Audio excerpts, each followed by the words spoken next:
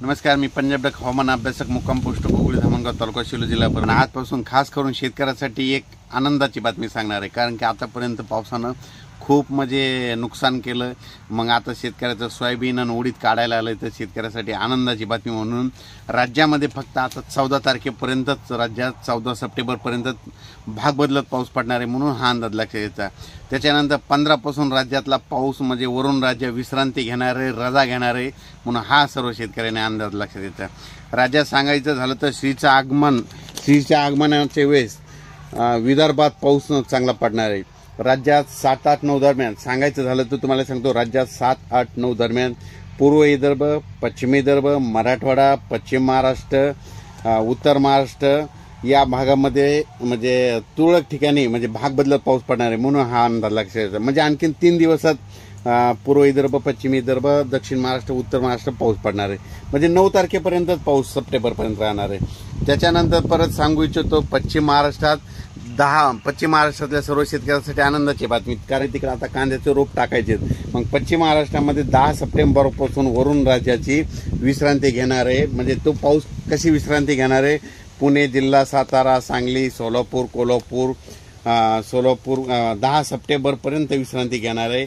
आणि फक्त स्थानिक वातावरण तयार होऊन फक्त दुपारनंतर ऊन पडल्यानंतर एखादा पाऊस होऊ शकतो, त्या जिल्ह्यात होऊ शकतो, तेवढं मात्र लक्षात द्यायचं।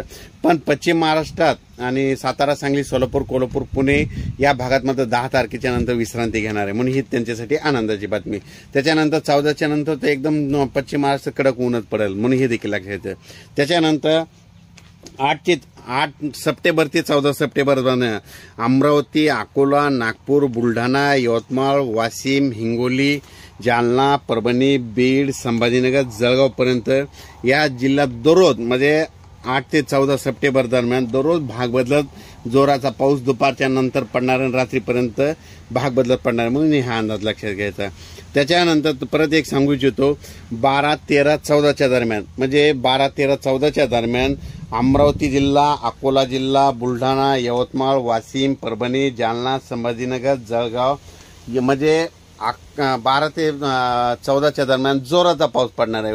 म्हणजे ह्या जिल्ह्यामध्ये म्हणजे अमरावतीपासून परत एकदा सांगतो, 12 ते 14च्या दरम्यान अमरावती, अकोला, बुलढाणा, यवतमाळ, वाशिम, परभणी, जालना, संभाजीनगर आणि जळगाव इथपर्यंत काय होणार आहे, जोराचा पाऊस पडणार आहे, भाग बदलत पडणार आहे म्हणून हा अंदाज लक्षात घ्यायचा।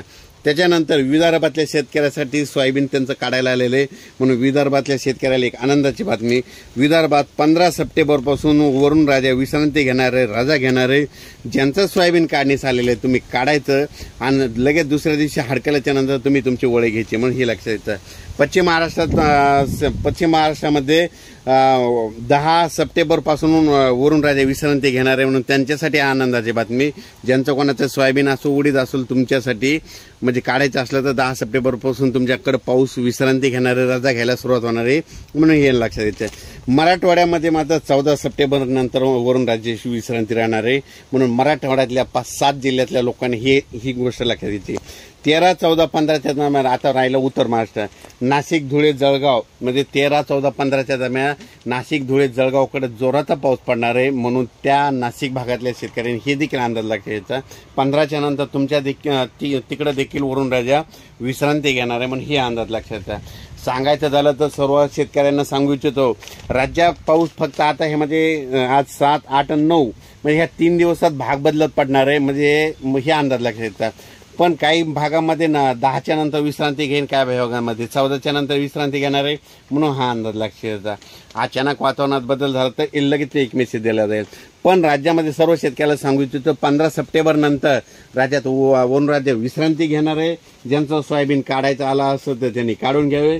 लातूर भागातलं सोयाबीन बऱ्याच ठिकाणी काढायला आले, म्हणजे जवळपास अहमदपूर भागामध्ये तिकडे गेल्याच्या नंतर पाहिल्याच्या नंतर तिकडले देखील सोयाबीन काढायला आलेले म्हणून सर्व शेतकऱ्यांनी तुम्ही तुमचं सोयाबीन काढा आणि लगेच झाकून ठेवा। परत पुन्हा पावसात वातावरणात बदल झाला तर परत एक मेसेज दिला जाईल। धन्यवाद, थांबतो।